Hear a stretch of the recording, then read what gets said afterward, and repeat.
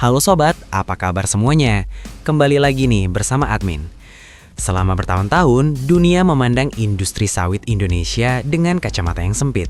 Di berbagai forum internasional, tudingan miring terus dilontarkan. Mulai dari isu deforestasi, kerusakan lingkungan, hingga klaim bahwa sawit adalah ancaman bagi masa depan bumi. Uni Eropa bahkan menyusun regulasi yang terasa seperti pagar tinggi, lengkap dengan pajak tambahan dan kampanye hitam yang tanpa henti. Mereka membentuk opini publik seolah-olah sawit adalah musuh, padahal efisiensi tanaman ini jauh melampaui komoditas yang mereka banggakan sendiri. Sawit bisa menghasilkan minyak 4-5 kali lebih banyak per hektar dibanding kedelai atau bunga matahari. Namun fakta itu jarang sekali mereka angkat ke permukaan. Ironisnya, sebagian besar negara yang paling vokal mengkritik justru tidak memiliki sawit sama sekali. Mereka menuduh, mereka menekan, tapi mereka tidak punya alternatif yang lebih efisien. Selama itu pula, Indonesia harus berjalan dalam posisi defensif. Negara ini menerima tekanan dari berbagai arah sambil tetap mempertahankan keberlangsungan industri yang menjadi tulang punggung lebih dari 20 juta rakyat. Dari para petani kecil di Sumatera hingga para pekerja pabrik di Kalimantan, semuanya menggantungkan masa depan pada komoditas ini. Namun, roda sejarah selalu berputar, dan perubahan besar sering datang tanpa memberikan tanda. Perubahan itu muncul ketika perang Rusia-Ukraina pecah. Krisis global membuat harga minyak nabati melambung tinggi, pasokan kacau, dan pasar dunia pun bergejolak. Ketika kedelai menjadi mahal dan bunga matahari semakin langka, negara-negara yang biasanya percaya diri tiba-tiba kehilangan arah. Di saat itulah, Indonesia mulai melihat peluang yang selama ini tertutup oleh suara kritik.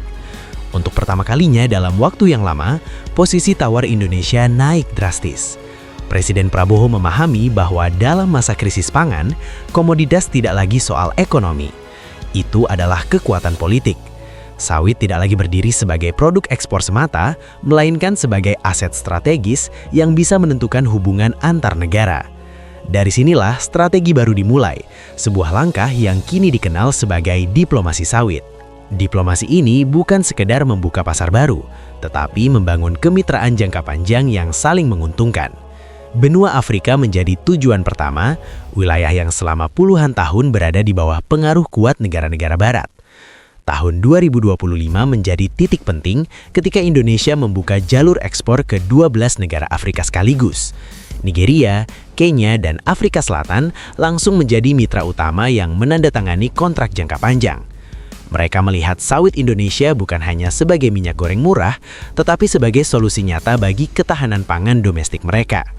Namun yang membuat strategi ini berbeda adalah kerjasama tidak berhenti di transaksi dagang. Negara-negara Afrika mulai membangun kilang sawit bersama Indonesia, membuka investasi di sektor logistik, hingga mengirim pelajar untuk belajar teknologi pengolahan langsung ke pusat-pusat produksi di Sumatera dan Kalimantan. Hubungan yang awalnya berbasis dagang, perlahan berubah menjadi hubungan strategis, lebih sejajar, lebih saling menghormati, dan jauh dari pola dominasi yang biasa mereka hadapi dari Barat. Kehadiran Indonesia memberi warna baru bukan sebagai negara yang ingin mengatur, tetapi sebagai mitra yang menawarkan solusi. Langkah ini tentu membuat Eropa dan Amerika merasa gelisah. Selama bertahun-tahun, Afrika merupakan wilayah pengaruh mereka. Bantuan, pinjaman, program pembangunan, semuanya dikemas dengan syarat yang pada akhirnya menguntungkan mereka sendiri. Tapi kini, Afrika melihat pilihan lain. Dan pilihan itu datang dari sebuah negara Asia Tenggara yang selama ini diremehkan. Uni Eropa mulai menyadari jika Indonesia berhasil menguasai pasar Afrika, mereka tidak hanya kehilangan pendapatan, tetapi juga kehilangan pengaruh geopolitik. Dan bagi negara-negara Barat, hilangnya pengaruh jauh lebih menakutkan daripada kerugian finansial. Sejak saat itu, posisi Indonesia dalam industri sawit berubah total. Produksi mencapai 56 juta ton per tahun dengan penguasaan lebih dari 60% pasar dunia. Artinya, dari 2 botol minyak goreng yang beredar di dunia, 1 hampir pasti berasal dari Indonesia. Fakta ini membuat banyak negara berpikir 2 kali sebelum memberikan tekanan politik.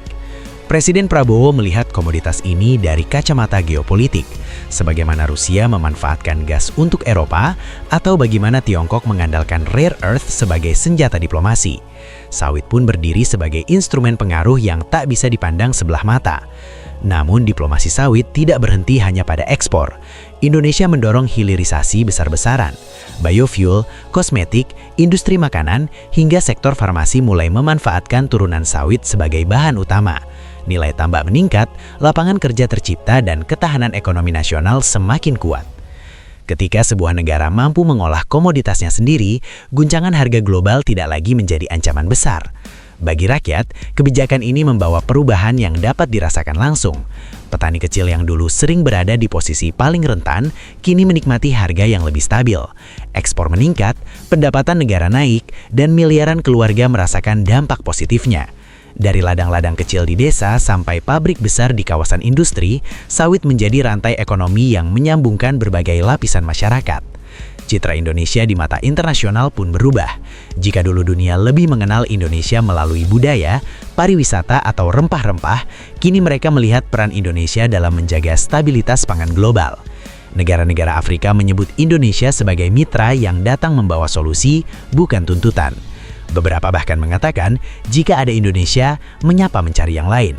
Sebuah kalimat sederhana namun kuat yang mencerminkan pergeseran kekuasaan global yang mulai tampak. Di sisi lain, Eropa dan Amerika mulai kehilangan ruang manuver. Mereka tidak lagi bisa menekan Indonesia terlalu keras. Jika mereka menyerang sawit, negara-negara Afrika bisa terdampak, dan itu berarti stabilitas kawasan yang selama ini mereka pengaruhi ikut goyah. Diplomasi sawit membuat Indonesia duduk di meja perundingan dengan posisi baru, bukan sebagai objek, tetapi sebagai aktor penting yang bisa menentukan arah pembahasan. Langkah Indonesia ke Afrika hanyalah awal. Setelah Nigeria dan Kenya, pasar berikutnya menunggu di Asia Selatan, seperti Bangladesh dan Pakistan, lalu bergerak ke Timur Tengah hingga Amerika Latin. Strateginya jelas, bukan hanya memperluas perdagangan, tapi membangun jaringan pengaruh global yang membuat posisi Indonesia semakin kuat dan dihormati. Namun untuk mencapai puncak, Indonesia masih punya PR besar. Hilirisasi harus terus berjalan, sertifikasi sawit berkelanjutan harus diperkuat, dan branding nasional harus dibangun secara konsisten. Dunia harus melihat sawit Indonesia sebagai produk yang efisien, berkualitas, dan berpihak pada petani kecil. Narasi positif perlu diperluas, bukan hanya melalui diplomasi, tetapi juga melalui media internasional. Dan generasi muda Indonesia harus mengambil peran sebagai ahli, peneliti, dan inovator dalam industri ini. Presiden Prabowo memahami bahwa dalam masa krisis pangan, komoditas tidak lagi soal ekonomi. Itu adalah kekuatan politik. Sawit tidak lagi berdiri sebagai produk ekspor semata, melainkan sebagai aset strategis yang bisa menentukan hubungan antar negara. Dari sinilah strategi baru dimulai, sebuah langkah yang kini dikenal sebagai diplomasi sawit. Diplomasi ini bukan sekedar membuka pasar baru, tetapi membangun kemitraan jangka panjang yang saling menguntungkan. Benua Afrika menjadi tujuan pertama, wilayah yang selama puluhan tahun berada di bawah pengaruh kuat negara-negara barat. Tahun 2025 menjadi titik penting ketika Indonesia membuka jalur ekspor ke 12 negara Afrika sekaligus. Nigeria, Kenya, dan Afrika Selatan langsung menjadi mitra utama yang menandatangani kontrak jangka panjang. Mereka melihat sawit Indonesia bukan hanya sebagai minyak goreng murah, tetapi sebagai solusi nyata bagi ketahanan pangan domestik mereka. Namun yang membuat strategi ini berbeda adalah kerjasama tidak berhenti di